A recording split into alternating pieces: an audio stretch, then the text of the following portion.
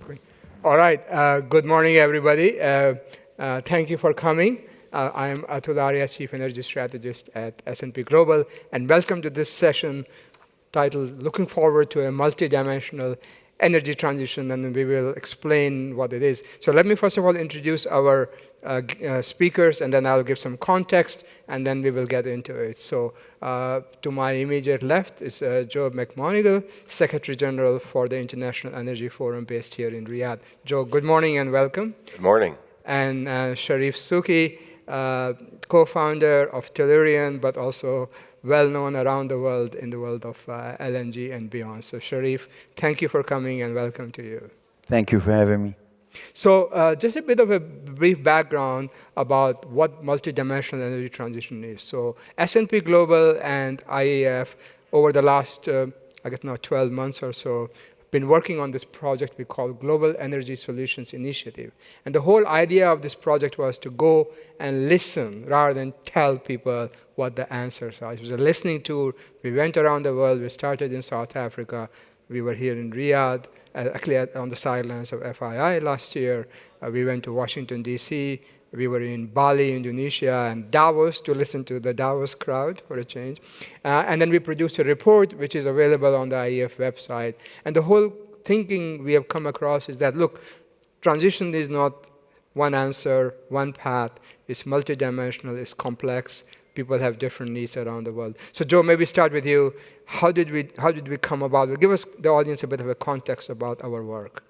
Okay, great. Thanks, Atul. I really appreciate you moderating this session. The IEF about a year ago launched what we were trying to do is sort of we were sort of 1 year after the energy crisis. Also, we're in the middle of the transition. So we wanted to do this listening tour, as Atul said, but sort of a lessons learned of the energy crisis and also how are we doing on the transition? What's working and what isn't? And instead of us talking as we went around the globe holding these meetings, we listened to people, which was also refreshing because I think, as it was explained to us in many times throughout the process, the COP meetings and discussions tend to be a one-way conversation. And for the first time, a lot of people were doing the talking, so that was a new thing to actually listen. And then at the end of this process, we did a report and sort of summarized some of the key discussions and themes that we had. And as Atul referenced, one of the major takeaways was that this idea of a singular linear path, a one-size-fits-all approach to net zero and the transition, that's really an outdated and even misguided approach. And instead, we were urged by many, many stakeholders that we really need to have a multidimensional, multiple pathways approach to solving the energy crisis and energy security issues and advancing the transition. So in some discussions and events that we've had, I like to describe it as a price fix versus an a la carte menu. But in this case, the price fix menu is the very expensive option, and it's not available everywhere. Whereas the a la carte menu, you can pick and choose what works for you. If you're a country in Africa, you're going to choose different things, but still maintaining your goals for the transition, but utilizing your own resources, different starting points, things like that. So it was a really good discussion. I think the other big takeaway that came from it that'll be something that the IF will be continuing to work on is really examining the divide between the global north and the global south. Yeah. And again, this came across very strongly that it had been sort of a one-way conversation. The global north sort of telling the global south, this is the approach you need to take. And I think you're seeing it now in Sharm el-Sheikh at the COP meeting last year. I think we'll see it at the COP meeting coming up in Dubai, that the global South wants to be heard, and they definitely have a different approach. Yeah. And so that came across sort of loud and clear. Thank you, Joe, for kind of giving us the big picture. Sharif, so you were part of, I think, at least a couple of these conversations, if I remember correctly, here in Riyadh, and I think also at CERAWeek in Houston. As Joe is saying, the conversation has clearly changed, say, from Glasgow to where we are today. What is your big kind of takeaway, the big picture? So first, I think we are part of an industry that is existentially important to the rest of the world, because people think it's just gasoline at the station, or we get more sophisticated electricity and things like this. But it's really, energy is at the heart of everything. You can't produce food without energy. You can't produce most of the stuff that you see around you here without energy. So it is really existential to most people around the world. And when things change dramatically, which in our business, they do all the time. We live in industries where the investment have to be made for a 40-year period, and everything changes every 5 years. Yes. So when you make a decision, you're bound to be wrong. It's just a matter of when. So the analysis, the understanding, what the context is, the academic and the institutional analysis is critical to set the policy properly, to start trying to provide the right incentives. And this is what Joe's been doing very, very effectively, bringing a different look from your very conventional way of looking at things, mostly in Western institutions, because, as he said, there's 7 billion people that don't belong to the lucky billion. And the lucky billion have very, very cheap energy that they've been able to rely on for a very long time. And the other 7 billion are saying, we want to be the same. We want to have the same advantages. And it's changing the discourse. So the institutional understanding, the academic understanding is critical. But at the end of the day, the other piece of the element is people like me. I have to make an investment. I am looking at the complete opposite end of the spectrum. The analysis is critical, it's very important, but there's a lot of people like me, either in large corporations or entrepreneurs, or people who are going to actually make a bet. I like what I see in this direction or that direction, and I have to go and put my money where my mouth is, or my corporation's money. And that's the outlook that I brought to the picture for the last few years, talking about things that I thought 3 or 4 years ago didn't make sense to me. I was looking at an industry that was changing so quickly, based on technical factors, based on supply and demand, based on demand, because if the product is in demand, then somebody will figure out how to provide it. Of course.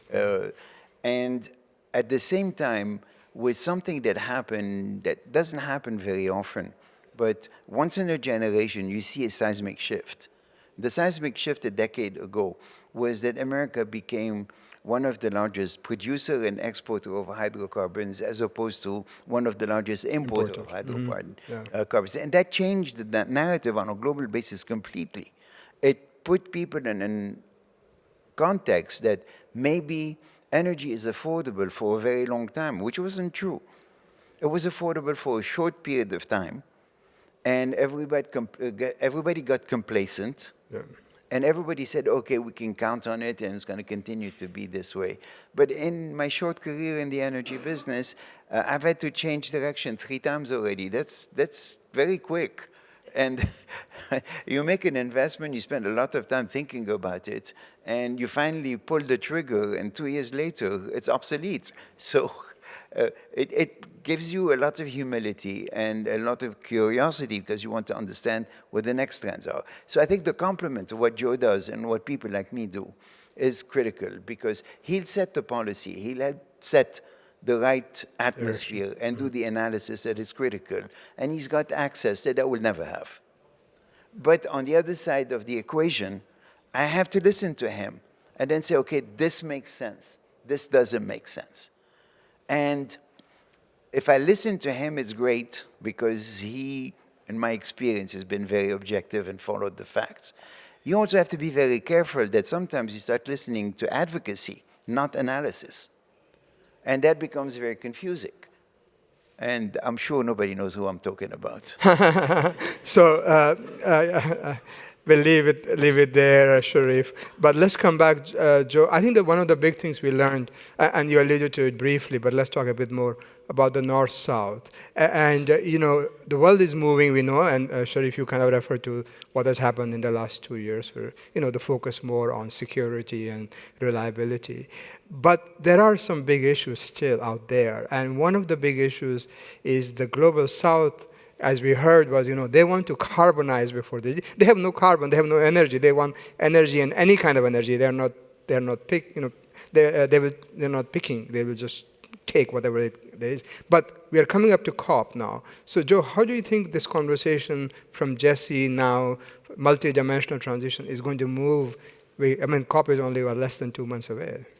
Yeah, we were both in Cape Town last week at Africa Energy Week, so we're hearing Africa voice its opinions and really making its own energy priorities and really, as you were saying, existential. It's existential for them. It's about life. And one of the things that we picked up during this whole process is sort of the lens with which the global North looks at energy globally, and it's so different from the global South.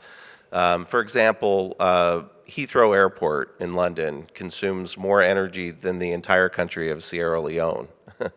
and that's how the global North looks at this is their view. They flip a switch, and we do. I'm part of the global North. They flip a switch, and energy comes on.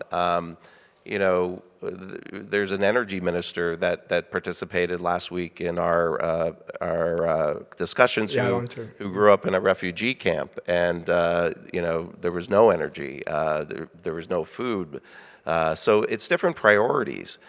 Also at conferences, not so much here, but at energy conferences that we all go to, and I know many of you in the room go to, one of the main reasons we're told we can't keep investing in hydrocarbons is because they're going to be stranded assets.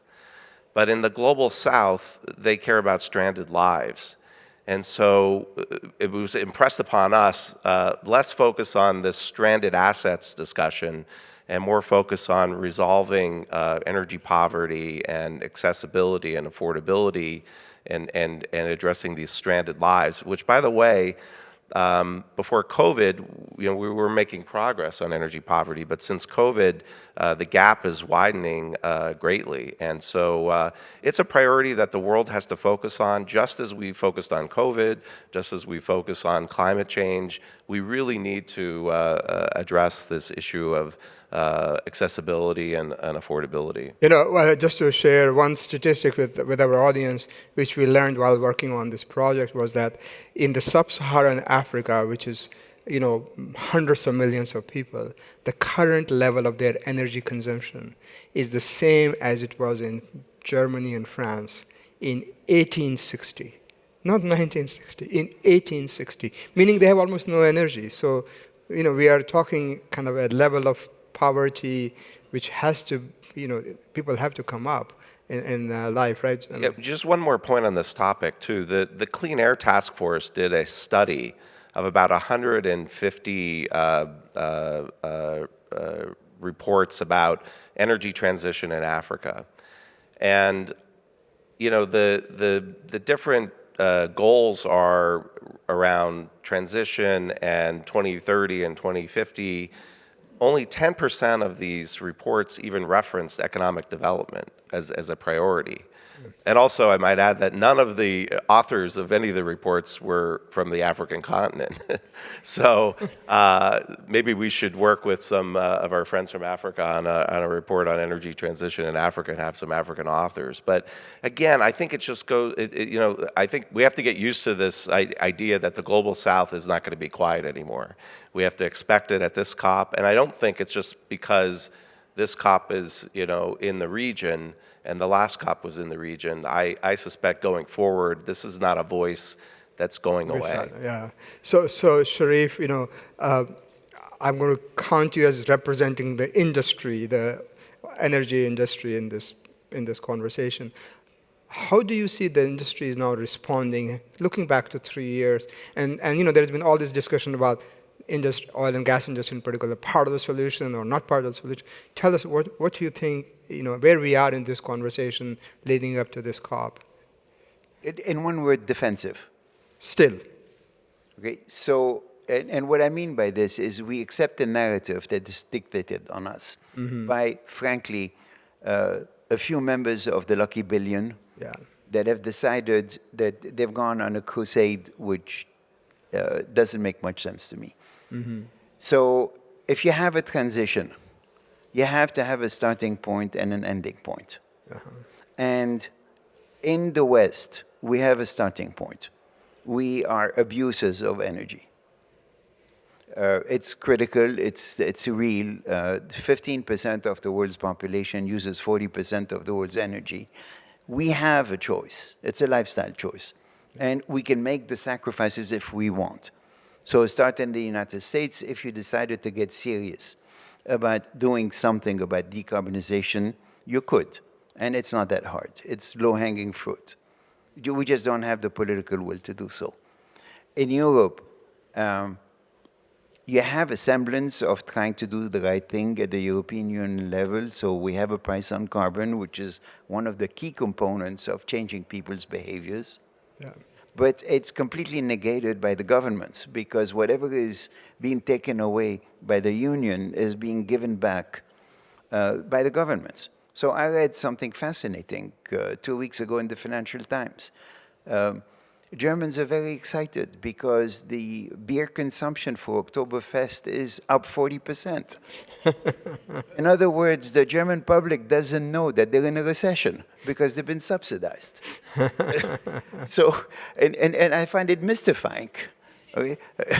So, but at least the lucky billion has a starting point.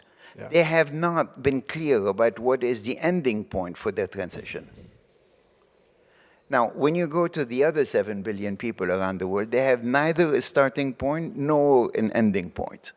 And they're looking and say, we're transitioning from what and to what? Yeah. So that's the first piece, that the narrative is bad for us and the industry. We need to answer that as long as somebody needs our product, we're going to continue to sell it. We're going to sell it in the best possible way. And this here, we could do a better job. I read something appalling 2 weeks ago. Emissions in the Permian Basin in my country, the United States, this year are up 20%. That's unacceptable. Those are the things that our industry has to do better. We have to think about it, plan for it, and I'm not saying we did it on purpose, but we did it by default. And that's just not right. Yeah. But then at the end of the day, I mean, in America, we sell 1 new car per 30 people. In India, they sell 1 new car per 300 people. If you think that Indians don't want to drive more, you're crazy. Last year, we sold 65 million new cars. This year, we're going to sell 70 million new cars. I don't understand why people think that oil is going to peak. Yeah. Air India just bought 500 planes. People in India want to travel. They don't want to stay in the same place. So as long as those trends are there, there's 1 billion people that don't have electricity. There are people who cook with unclean energy. All of these things have to change. Yeah. And our industry should be proud of what we do, but we should do it better. Yeah. There's no question about it in my mind. Yeah. So I just want to switch gears just briefly, Joe, because in this conference here we have had a lot of discussion about money, and we heard from Ajay Banga on day one, the new head of World Bank, about how more money needs to go to the global south. And in our Jesse project also we heard about Global Energy Solutions Initiative. What is your sense? Are you hopeful that more money will flow, or are we only just talking? Yeah, well, I think it's great that we're gathered for this discussion and this conference at FII in Saudi Arabia because I've been talking to a lot of the delegates here from my country and Western countries, and people are very impressed. I mean, it's obviously a nice conference to be at, but in terms of some of the activities that are going on here. You know, Saudi Arabia has a very important role in the energy transition. It, number one, has to provide energy to keep the global economy working and growing. But on the other hand, the country is also kind of a trailblazer on energy technologies. For example, you know, the largest green hydrogen project in the world is being built here in NEOM. You know, a lot of these hydrogen projects that we hear about are press releases. They're kind of like vaporware type of projects that never get to any kind of material stage. But here they're actually building it before there are offtake agreements, and so that's a huge commitment. It's real money. These are real. They're public companies that are involved, and this project is on track. It's a huge development. There's a lot of competition, I think, between Saudi Arabia and UAE to who's going to build the bigger solar project, and that's a good competition to have. But there's a lot going on in terms of renewables here. And lastly, you know, probably 3 or 4 months ago, or the beginning of the summer, His Royal Highness Prince Abdulaziz announced no more power plants unless there's carbon capture, use, and storage, CCUS technologies associated with it. So the types of things that the rest of the world is talking about at conferences like COP, Saudi Arabia is doing it, and I think there's a lot we can take away. I also think the rest of the world. There's been a lot of controversy about the UAE holding the COP meeting because they're an oil producer, but you know, the UAE is doing similar things. Again, providing energy for the world economy, but also tremendous, they've built a nuclear power, they've got renewables, they're doing so much on the transition. If the rest of the world just followed the UAE, it would be a very good solution to the transition. And so this region is doing a lot. There's a lot of responsibility here in terms of the transition, but also in terms of recognizing that, you know, until we have Plan B, you know, the technologies of the future like hydrogen and CCUS and fusion or whatever, there may be things we're not even talking about now. Until they're ready to be utilized, we have to keep investing in hydrocarbons too. And so I'm hopeful, I'm optimistic about this COP, but I hope that it's about making progress and not about pursuing perfect solutions. Yeah. Because we've tried to pursue these perfect solutions and they're elusive, and at the end of the day, we're not making any progress on the transition. Yeah. Sharif, you mentioned that in the industry has been defensive and they need to be talking more about what they're doing. I want to ask you about technologies in the future. How do you see the industry can help, you know, on the whole issue of emissions? We're talking about CCS, hydrogen, storage. I mean, there are lots of things. What kind of excites you on that front?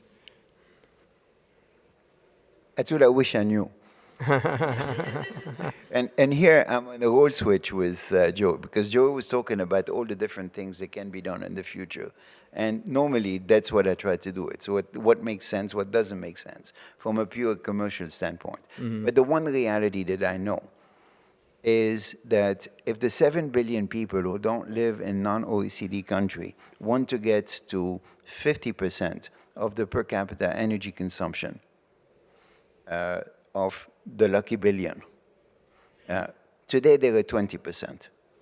That for me is a very realistic aspiration.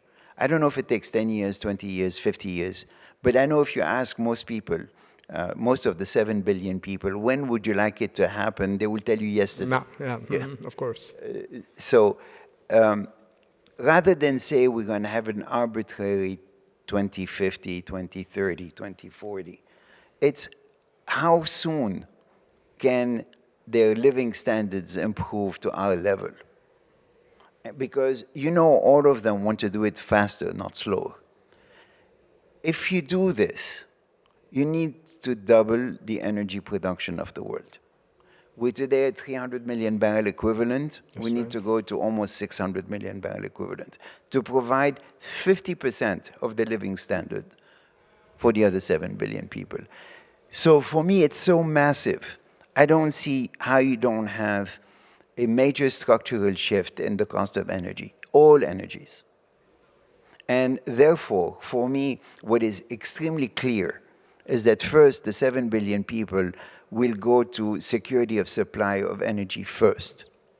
And those will be the thing. And you can see it already. China and India both have decided to go all in on coal. So coal production is now at all-time high. In spite of all the protestations, all the dogmas, all the preaching, we are still now seeing an increase in production of coal.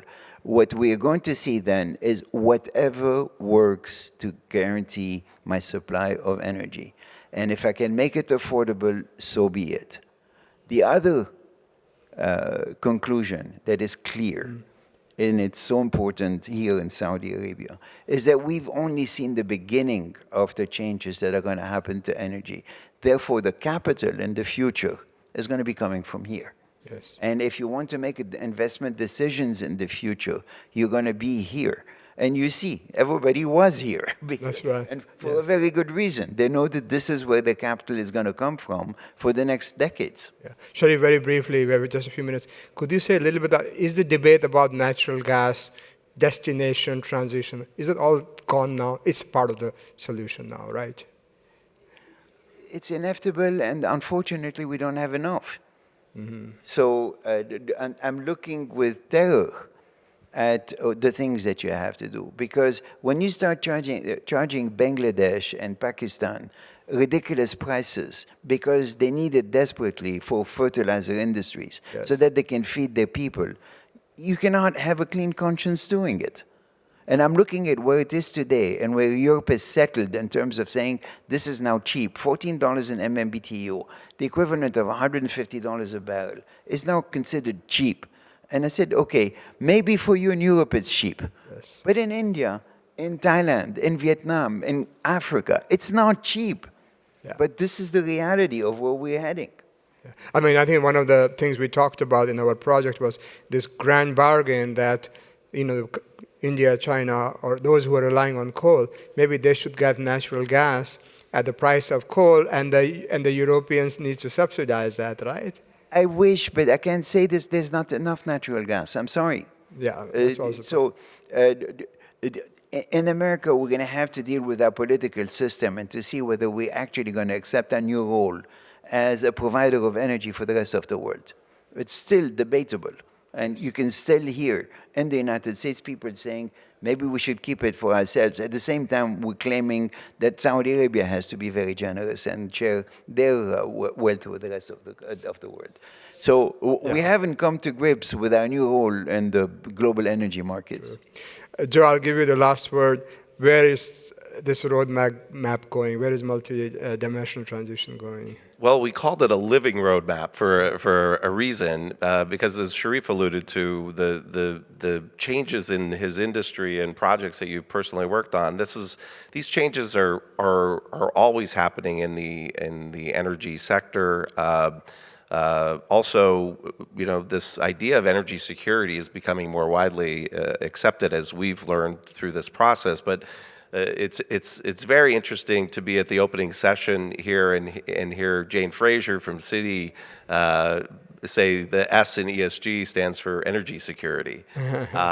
You wouldn't have heard that 3 years ago. Absolutely. And so I think the conversation and the efforts that we're all engaging in, I think, are having an impact. And so we have to adapt. We have to keep this dialogue and discussion going. But I think it's working, and we just have to continue the effort. Yeah. So thank you, Joe, and thank you, Sharif. My only summing conclusion would be, we said multidimensional.